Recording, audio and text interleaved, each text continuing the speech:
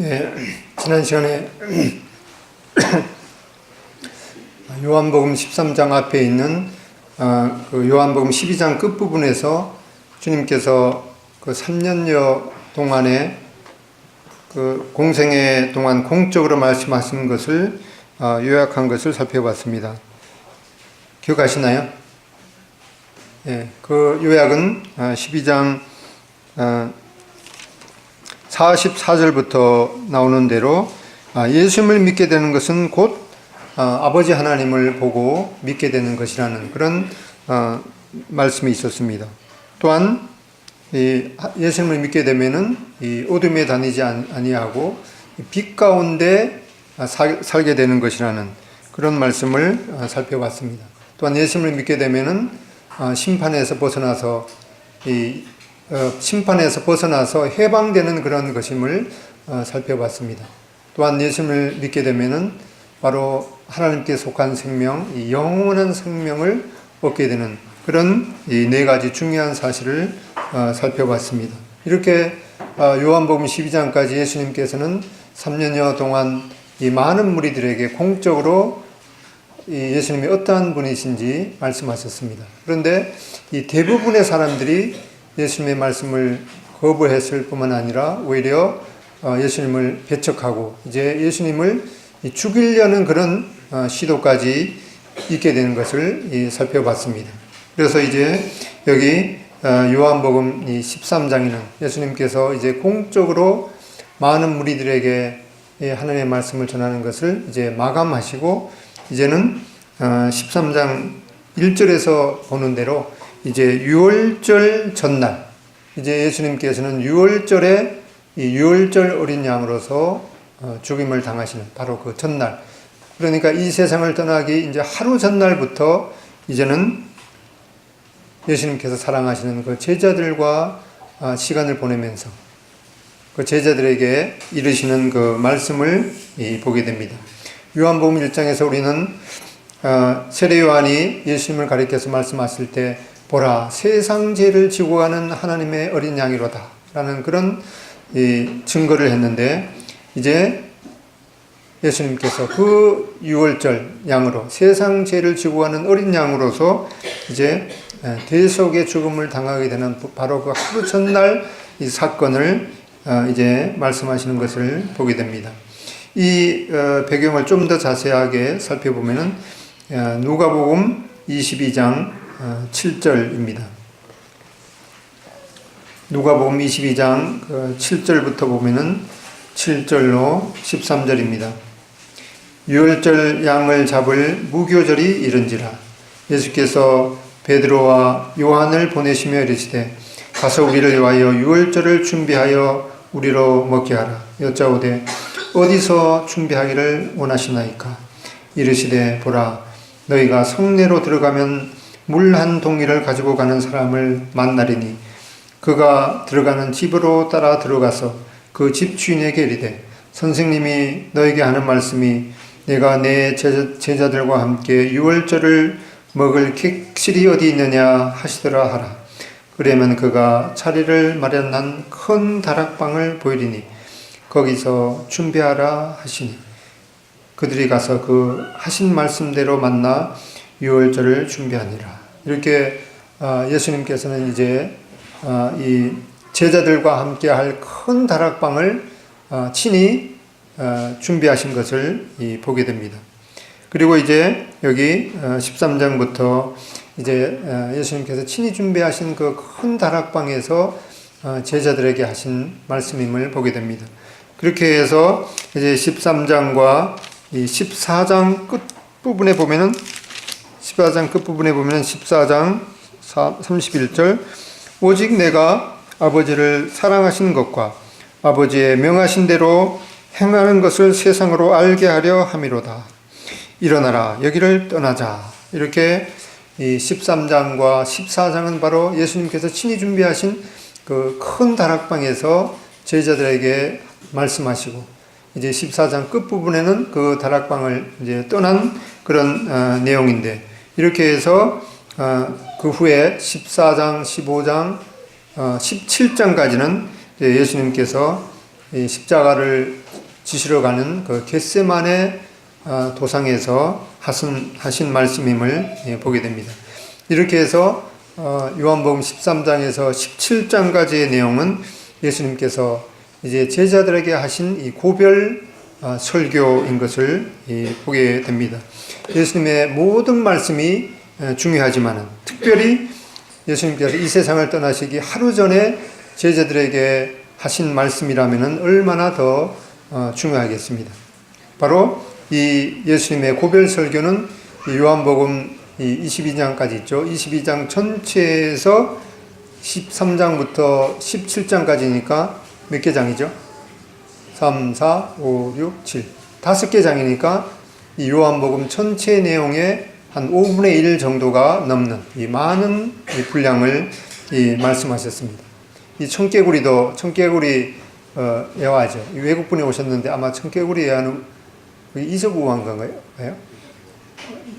나중에 확인해 봐야겠는데 아무튼 이 청개구리의 그 얘기를 들어보면은 평소에는 부모 말을 안 듣다가 마지막 가서 이제 계속해서 그 청개구리가 부모의 말을 안 들으니까 이제 마지막에는 그 말하면은 그걸 거꾸로 듣겠지 해서 이 물가에다가 무덤을 만들어 달라고 했는데 이 청개구리도 평생 동안 그 부모의 말을 안 듣다가 마지막 그 유언은 그대로 들은 것을 보게 되는데 이렇게 예수님께서 제자들에게 마지막 유언과도 같은 이 고별 설교는 아주 중요한 내용이겠습니다. 이 내용을 통해서 우리는 먼저 예수님께서 어떠한 분이신지 아는 것이 필요합니다. 그분은 예수님은 전지전능하신 이 하나님이심을 보게 됩니다. 앞에 이 유월절을 준비하기 위해서 제자들에게 어디로 가면은 집이 있는데 거기 가서 이제 우리가 유월절 먹기를 원합니다. 그렇게 하면은 큰 다락방을 보일 것이다. 거기 가서 우리가 이 제자들과 함께 유월절을 먹게 될 것이다. 이렇게 미리 말씀하셨는데 그대로 예수님의 제자들이 예수님의 말씀대로 이 큰 다락방을 준비해서 거기 안에 들어갔습니다. 또한 1절에 보면은 유월절 전에 예수께서 자기가 세상을 떠나 아버지께로 갈 때가 이른 줄을 아셨다. 이렇게 말씀하셨습니다. 우리는 내일 일을 알지 못하죠. 심지어는 1분 후에, 아니 1초 후에 무슨 일이 일어날지 우리는 알지 못하지만은 예수님께서 어디서 왔으며 또 왜 이 세상에 오셨고 또 언제 본향인 하늘로 돌아가게 될지 다 아셨던 분이심을 보게 됩니다. 이렇게 예수님께서는 이 미래의 일을 아시는 것을 보게 됩니다. 또한 예수님께서 자신이 유월절 어린 양으로서 죽임을 당할 것을 아셨던 것을 보게 됩니다. 또 어떠한 죽음으로 죽게 될 것도 아셨던 것을 보게 됩니다.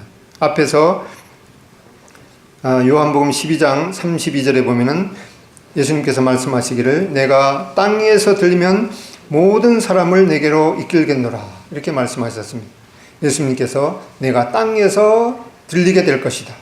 내가 땅에서 들려서 즉 십자가에 달리게 될 것이다. 그리고 그것으로 인해서 많은 사람을 내게로 이끌게 될 것이다. 이렇게 말씀하신 대로 예수님께서 십자가에 죽으신 것은 이 애처로운 죽음이 아니라 하나님의 영광을 드러내는 이 놀라운 이 사건이 될 것임을 이렇게 말씀하셨습니다. 앞에 12장 요한복음 12장 27절에 보면은 지금 내 마음이 괴로우니 무슨 말을 하리요 아버지여 나를 구원하여 이 때를 면하게 하여 주옵소서. 그러나 내가 이를 위하여 이 때에 왔나이다. 28절 아버지여 아버지의 이름을 영광스럽게 하옵소서 하시니 이에 하늘에서 소리가 나서 이르되 내가 이미 영광스럽게 하였고 또다시 영광스럽게 하리라. 예수님의 전체의 삶을 통해서 특별히 예수님께서 십자가에서 달리신 그 사건을 많은 사람들이 어떻게 저렇게 애처롭게 죽음을 당할 수 있는가 그렇게 바라볼지 모르지만은 이 하나님의 입장에서 볼 때 이 십자가는 하나님의 영광을 드러내는 가장 위대한 사건임을 보게 됩니다. 또 13장 32절이다 보면은 13장 32절에 만일 하나님이 그로 말미암아 영광을 받으셨으면 하나님도 자기로 말미암아 그에게 영광을 주시리니 곧 주시리라. 이렇게 예수님의 십자가의 사건을 하나님의 영광을 드러내는 일임을 말씀하셨습니다. 이 주님이 지신 십자가의 죽으심을 통해서 우리 각자를 포함해서 모든 인류의 죄가 예수님을 통해서 예수님을 통해서 그 우리의 모든 죄가 해방되었고 하나님께로 나아갈 수 있는 이 새로운 길이 열린 것을 보게 됩니다. 이것이 얼마나 하나님 앞에 크나큰 영광스러운 사건임을 보게 됩니다. 고린도전서 1장 18절이다 보면은 십자가의 도가 멸망하는 자에게는 미련한 것이요 구원을 받는 우리에게는 하나님의 능력이라. 그리고 23절에 고린도전서 1장 23절 그리스도는 하나님의 능력이요 하나님의 지혜니라. 이 예수님께서 십자가를 지시는 이 사건은 하나님의 놀라운 지혜요 또 하나님의 놀라운 이 능력임을 말씀하고 있습니다. 또한 예수님께서 이 베드로의 발을 씻기면서 이제는 내가 알지 못하지만은 이후에는 알리라 하시면서 베드로가 장차 예수님을 3번 부인할 것도 미리 다 아셨던 것을 보게 됩니다. 38절에 13장 38절에 예수께서 대답하시되 네가 나를 위하여 너의 목숨을 버리겠느냐 내가 진실로 진실로 너에게 이르노니 닭 울기 전에 네가 3번 나를 부인하리라. 예수님께서 이 베드로가 자신을 3번 부인할 그것도 그냥 부인하는 것이 아니라 3번 부인하게 될 것을 이렇게 정확히 아셨던 것을 보게 됩니다. 요한복음 13장 3절을 통해서도 보게 될 때 아버지 하나님께서 예수 그리스도에게 모든 것을 맡기신 것을 보게 됩니다. 그렇게 해서 우리는 예수님을 믿는 것이 곧 하나님을 보며 믿는 것임을 다시 한번 확인하게 됩니다. 이렇게 예수님께서는 모든 것을 아시는 전지전능하신 이 하나님임을 다시 한번 이 본문을 통해서 보게 됩니다. 예수님은 모든 역사를 아시는 분이십니다. 과거나 현재나 미래를 현재와 같이 아니 지금과 같이 보시는 그런 분이심을 보게 됩니다. 두 번째로 우리가 예수님에 대해서 알아야 하는 것은 이제 예수님께서 곧 아버지 하나님께서 맡기신 일을 마치시고 하늘나라 아버지께로 갈 때가 임박한 것을 아시고 세상에 있는 자기 사람들을 사랑하시되 끝까지 사랑하신 것을 보게 됩니다. 세상에 있는 자기 사람들이라는 자기 사람들이 누구이겠습니까? 앞에 요한복음 12장까지 보면은 대부분의 사람들이 예수님의 말씀을 거역하고 예수님을 배척을 했습니다. 예수님을 믿고 따르는 사람들은 아주 적은 숫자에 불과했습니다. 예수님께서는 아무런 편견이 없이 모든 사람을 대하셨습니다. 심지어 다른 사람들에게 손가락질 받고 지탄받는 사람들에게도 그들이 진정으로 회개하고 또 마음이 가난한 사람들을 구원하시고 하늘나라로 데려갈 것을 약속했습니다. 이렇게 예수님을 믿고 예수님 안으로 들어오는 사람들은 예수님께서는 누구나 다 편견 없이 끝까지 사랑하시는 것을 보게 됩니다. 여기 예수님께서 세상에 있는 자기 사람들을 사랑하시되 끝까지 사랑하시니라. 여기 보면 왜 이 사람들을 사랑하시는지 이유가 기록되어 있지 않습니다. 즉 예수님의 사랑은 이 무조건적인 사랑임을 보게 됩니다. 그리고 그 사랑의 한계는 이 끝이 없는 것을 보게 됩니다. 끝까지 사랑하시는 것이죠. 바로 이 아가페의 사랑으로 그렇게 하십니다. 또한 세 번째로 이 예수님께 속한 사람을 사랑하신 것은 말로만 사랑하신 것이 아니라 행동으로 보여주셨습니다. 우리는 여기 본문에 등장하는 사람들을 예수님께서 이 제자들의 발을 씻기시는데 특별히 이 세 사람이 구체적으로 언급이 되어 있습니다. 그 중에 한 사람이 바로 이 요한복음을 기록한 이 사도 요한인데, 이 사도 요한은 어떠한 사람이었는가 하니까 마가복음 10장 마가복음 10장을 보겠습니다.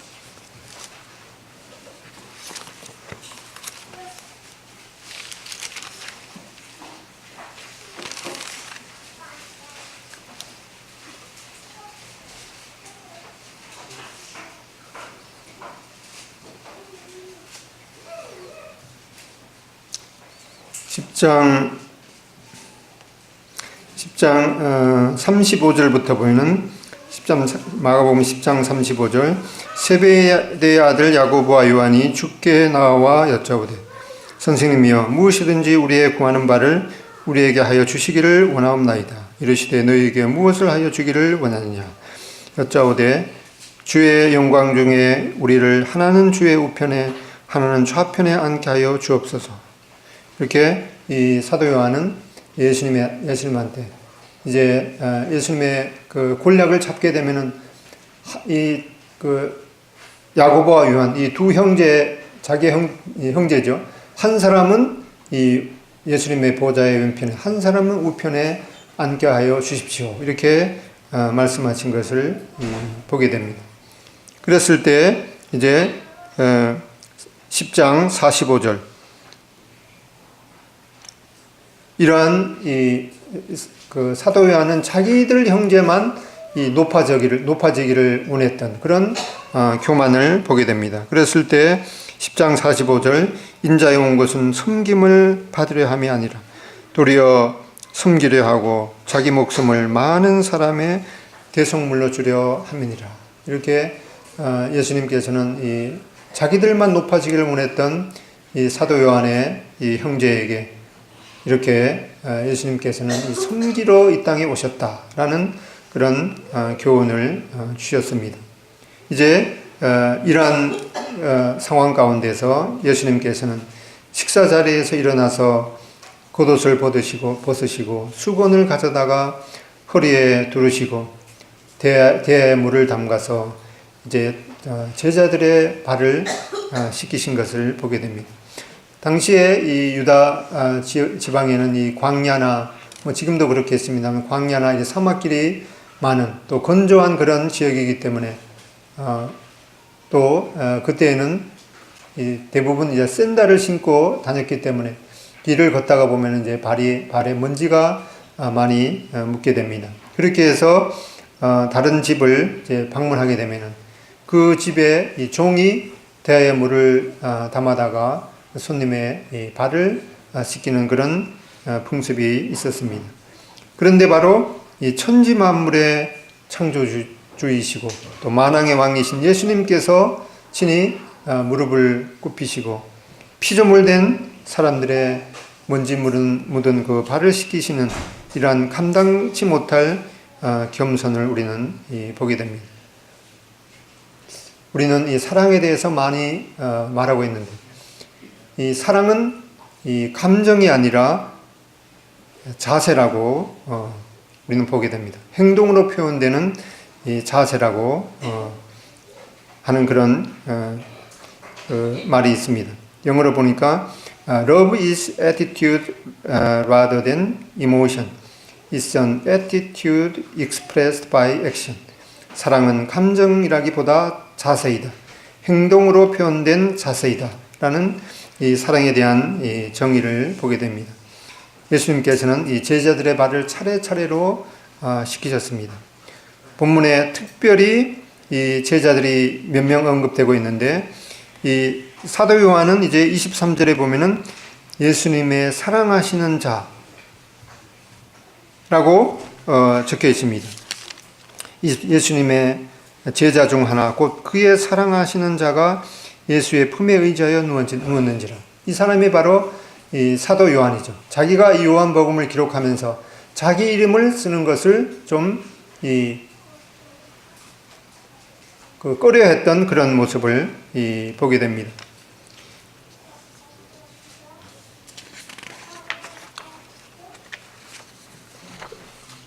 우리가 앞에 다른 복음서에 보면은 사도 요한의 두 형제가 예수님한테 와서 우리를 한 사람은 주님의 왼편에 한 사람은 주의 우편에 앉게 해 주십시오. 이렇게 말할 때 그들의 어머니도 같이 합세해서 세 사람이 그렇게 한 것을 보게 됩니다. 이렇게 남보다 윗자리를 탐내는 이 요한에게 예수님께서는 진정한 겸손이 무엇인지 바로 이렇게 행동으로 보여주셨습니다. 왕이요 이 메시아로 알았던 예수님께서 이 겉옷을 벗으시고 수건을 허리에 두르시고 하인과 같이 무릎을 꿇고 앉아있는 모습은 이 교만했던 요한에게 큰 충격을 주었던 것이 분명합니다. 요한은 이때 받은 그 충격으로 말미암아서 이 사도 요한은 이 사건을 접하고 나서 수십 년 후에 이 요한복음을 기록하면서 자신의 이름조차 거명하는 것을 숨기고 싶어서 23절 여기에 제자 중 하나 곧 그의 사랑하시는 자가 예수님의 그 팔에 의지하여 누웠더니 이렇게 말하고 있습니다. 이렇게 참된 겸손은 자신을 완전히 숨기는 것임을 보게 됩니다. 그것은 자신을 나쁘게 생각하는 것이 아니라 자기 자신을 전혀 생각하지 않는 그러한 것이 바로 이 겸손임을 우리는 보게 됩니다. 그리고 이제 네 번째로 예수님께서는 베드로의 발을 씻기시면서 이 발을 씻기는 그런 의미를 설명해 주십니다. 레위기 8장에 보면은 성막에서 하나님 앞에 그 제사와 예배를 수행하는 이 제사장이 이제 위임식을 할 때 그 제사장은 이제 이 목욕을 하게 되는데 이것은 그의 일생에 있어서 이렇게 위임식을 받을 때 단 한 번의 목욕임을 보게 됩니다.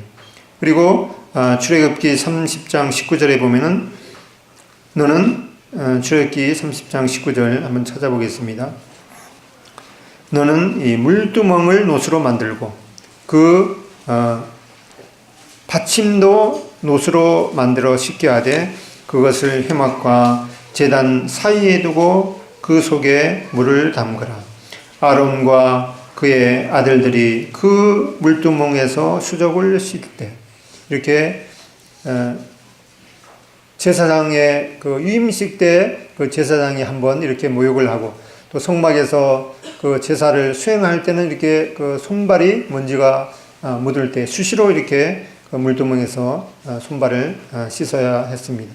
이렇게 요한복음 이제 13장에 돌아와 보면은 이 씻는다는 의미를 이 두 개의 다른 단어, 목욕하는 사건과 또 씻는 사건, 이 두 단어를 사용하게 되는 것을 보게 됩니다. 13장에 와 보면은 이제 예수님께서 베드로에게 이러십니다. 베드로에게 이제 대야를 물을 떠서 베드로의 발을 씻기시려고 하니까 베드로가 주여 주께서 내 발을 씻기시나이까 이렇게 말했을 때 예수님께서 7절에 대답하시기를 내가 하는 것을 너가 지금은 알지 못하나 이후에는 알게 되리라 이렇게 말하니까 베드로가 내 발을 절대로 씻기지 못합니다 이렇게 했지만 그럴 때 예수님께서는 내가 너를 씻어주지 아니하면 너와 내가 상관이 없느니라. 그러니까 시몬 베드로는 내 발뿐만 아니라 손과 머리까지 씻겨 주십시오 라고 이렇게 했습니다. 그럴 때 10절에 예수께서 이르시되 이미 목욕한 자는 발밖에 씻을 필요가 없느니라. 온몸이 깨끗하니라. 그렇지만 너희가 깨끗하나 다 깨끗한 것은 아니니라. 그러니까 11절에 이는 자기를 팔 자가 누구인지 아심이라. 그러므로 다는 깨끗하지 아니하다 하시니라.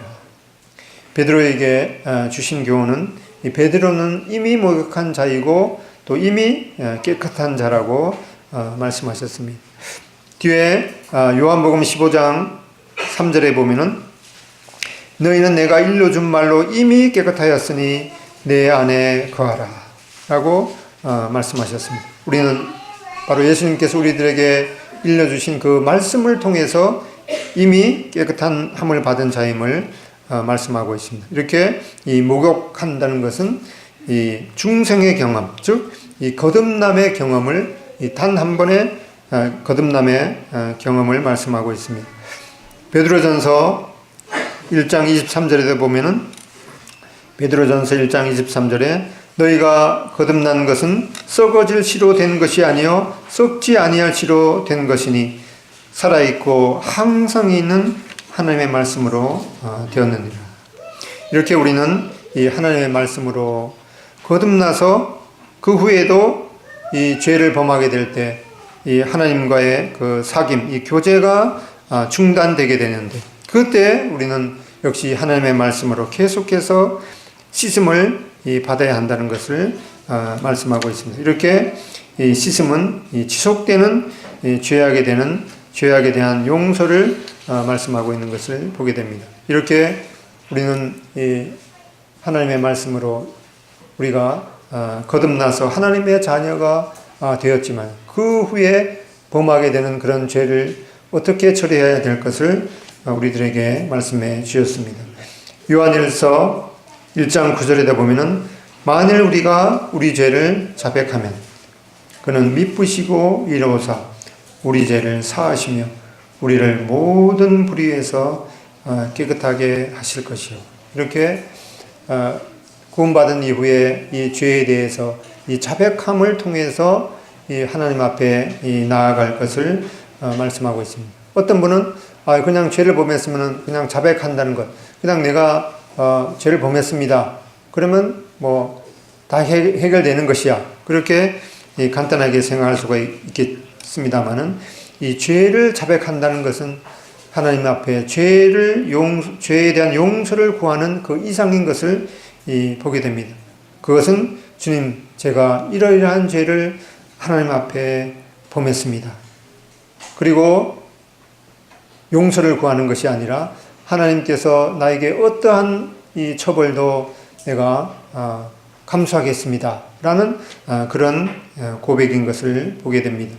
이러한 자백을 통해서 우리는 그리스도의 피를 힘입어 우리는 또한 이 모든 불의에서 깨끗함을 받고 하나님과의 빛 가운데 그 사귐에 다시 들어가서 하나님과의 교제가 회복되는 것을 보게 됩니다. 이렇게 이 베드로는 이때의 경험을 통해서 이 겸손이 무엇인지 배웠습니다. 베드로전서 5장 5절을 보겠습니다.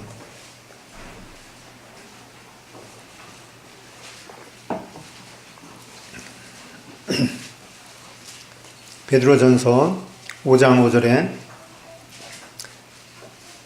5절 6절 다 같이 읽어보겠습니다. 시작.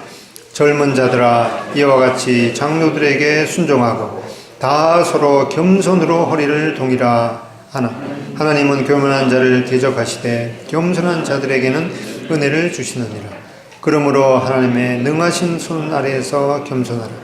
때가 되면 너희를 높이시리라. 여기에 5장 5절에 다 서로 겸손으로 허리를 동이라.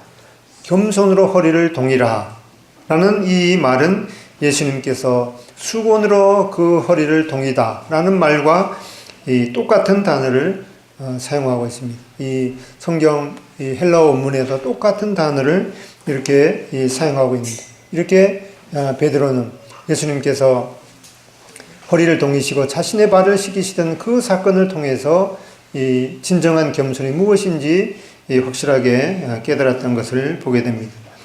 이제 다섯 번째로 예수님께서는 이 원수도 사랑하시는 그런 예수님의 애잔한 사랑을 보게 됩니다. 예수님께서는 이 가룟 유다가 자신을 배반할 것을 미리 아셨습니다. 그래서 이 가룟 유다가 돌이키도록 가룟 유다의 양심을 찌르는 이 4번의 기회를 주셨습니다. 10절에 보면은 13장 요한복음 13장 10절에 보면은 너희가 깨끗하나 다는 아니니라. 이 말을 들을 때 가룟 유다는 나를 가리키는 말씀이구나. 그거를 이제 지적받아야 했죠. 또 18절에 요한복음 13장 18절에 내 떡을 먹는 자가 내게 발꿈치를 들었다 하고 이 시편 41편 9절 말씀을 인용하면서 유다의 마음을 찔렀습니다. 그럴 때도 가룟 유다는 그냥 지나갔습니다. 이제 13장 21절 너희 중 하나가 나를 팔리라 이렇게 했을 때 이 가룟 유다는 예수님을 팔려는 그런 마음을 이제 돌이켜야 했습니다. 그런데 그때에도 그냥 지나갔습니다. 이제 13장 26절에 보면 이제 구체적으로 예수님께서 대답하시되 내가 떡 한 조각을 가져다가 떡 한 조각을 적셔다 주는 자가 그니라 하시고 곧 한 조각을 적셔서 가롯 시몬의 아들 유다에게 주셨습니다. 이제는 구체적으로 가룟 유다가 나를 배반하게 될 것이다 라고 가룟 유다로 하여금 돌이키도록 이제 구체적으로 이렇게 지적을 했는데도 오히려 가룟 유다는 그 떡을 받고 이제 밖으로 나갔습니다. 예수님께서는 이 모든 원수 갖는 것도 아버지께 맡기셨습니다. 우리는 우리의 인간관계에서 정말 나에게 어떤 그 잘못을 하는 사람을 에 대해서 미워하면서 내가 어떻게 해서든지 복수하고 싶은 그런 마음을 가지는 것이 인지상정일 것입니다. 그런데 신명기 32장 35절에 보면은 보수는 내 것이라. 전에 개역 성경에는 보수는 내 것이라. 원수 갚는 것은 내 것이라. 하나님의 것이라. 이렇게 말씀하고 있습니다. 원래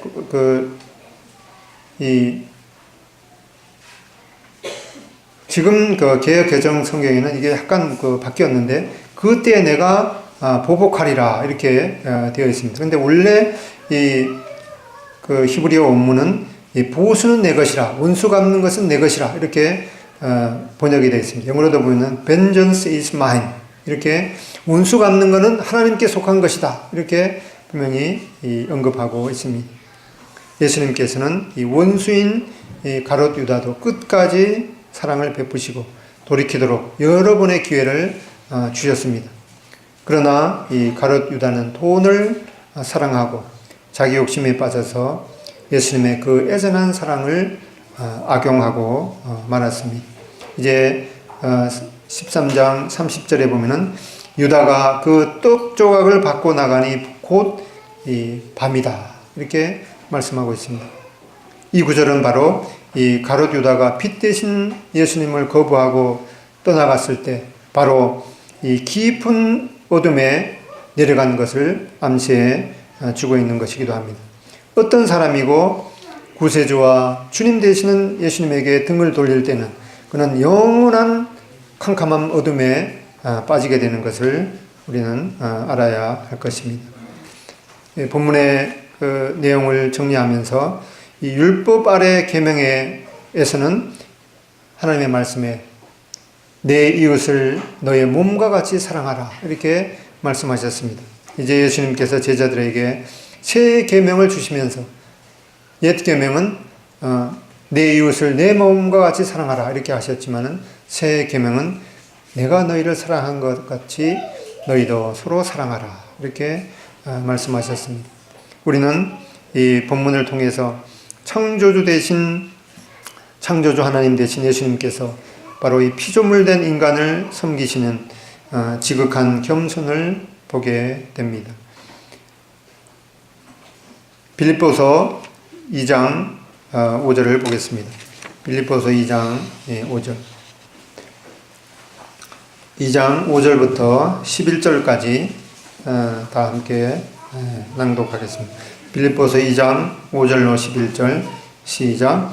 너희 안에 이 마음을 품으라. 곧 그리스도 예수의 마음이니 그는 근본 하나님의 본체시나 하나님과 동등됨을 취할 것으로 여기지 아니하시고 오히려 자기를 비워 종류의 형체를 가지사 사람들과 같이 되셨고 사람의 모양으로 나타나사 자기를 낮추시고 죽기까지 복종하셨으니 곧 십자가에 죽으심이라.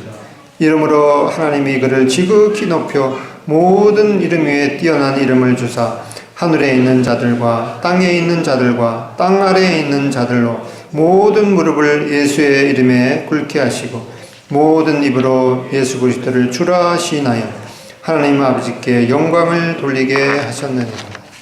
이렇게 본문에 예수님께서는 지극한 그런 사랑으로 제자들의 발을 씻기시고 너희들도 이와 같이 서로 발을 씻기라 이렇게 말씀하셨습니다. 이 말씀은 우리가 침례를 받는 것과 같이 지금도 동일하게 이 세족식을 하라는 그런 말씀은 아닌 것을 보게 됩니다. 언젠가 수년 전에 제가 아버지 학교를 갔는데 그 아버지 학교가 한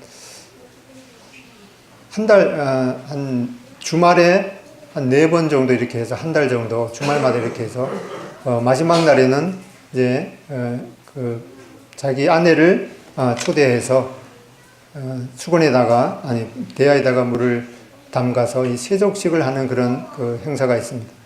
그러면서 이제 아내가 이렇게 초대가 되어서 이제 저녁에 행사를 하는 데서 이제 불을 다 이제 촛불을 이렇게 켜서 분위기를 이렇게 잤습니다. 그런데 사회하는 분이 뭐라고 하는가 하니까 이제 남편 되는 분은 아내의 발을 대야에 이렇게 담도록 하십시오. 그러면서 뭐라고 하는가 하니까 이 발이 바로 수시로 도망가려고 했지만은 그래도 불쌍한 남편을 생각하면서 자녀들을 생각하면서 지금까지 있었던 발입니다. 이렇게 그 말을 딱 하니까 어땠겠습니까? 통곡 소리가 나는 거예요. 그 통곡 소리가 뭔가 하니까 정말 그 말이 이제 자기 마음에 공감이 되었던 거죠. 아마 자매님들이 최소한 한 번 이상은 도망가고 싶었던 그런 발일 겁니다. 그래서 가끔씩 가끔씩이 더 좋겠죠. 이렇게 사랑하는 자의 이 발을 그 따뜻한 물에 씻겨 드리는 그것이 바로 평생을 아주 편안하게 지낼 수 있는 좋은 비결이기도 할 것입니다. 우리는 이렇게 세족식을 지금 하는 것은 아니지만은 예수님께서 이 복음서를 통해서 분부하시고 또 사도행전을 통해서 초대교회 성도들이 순종의 모본을 보이시고 또 서신서를 통해서 다시 가르쳐진 그러한 진리들을 우리가 지금 지키는 것이 옳겠죠.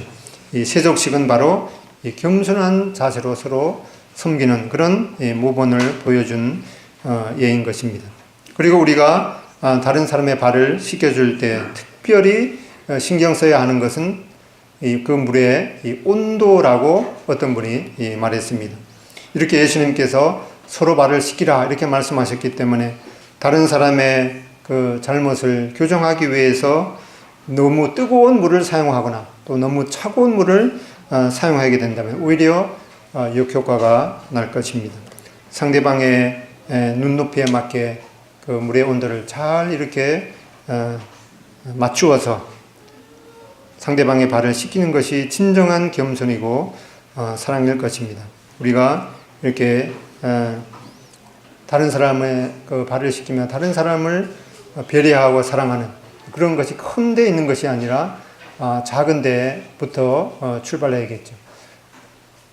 주일날 이 교회에 왔을 때 내가 이 자리에 앉으면은 다른 사람이 또 어떠한 그 불편을 느끼지는 않을까 그런 이 작은 배려도 필요할 것입니다. 그래서 교회 우리 동손교회 모든 성도들이 지켜야 할 예절 그런 예절을 준행한 것부터 우리가 하나님의 사랑을 실천하는 작은 일일 것입니다.